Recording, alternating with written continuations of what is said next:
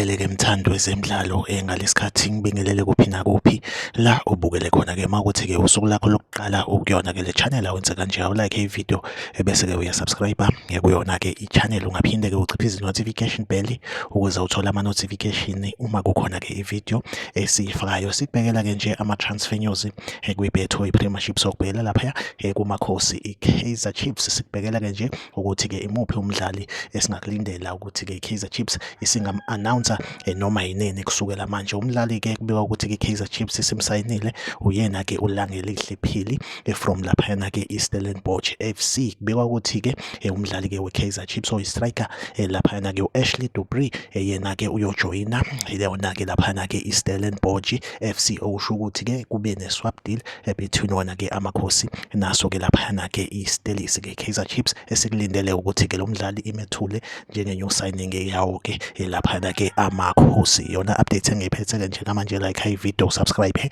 kuyona-ke i-channel. Mina nawe ngizohlezi ngikhona la engulethela-ke ama-transfer news kwi-Betway Premiership. Okwamanje-ke ivideo yethu asibambe la, nisale kahle.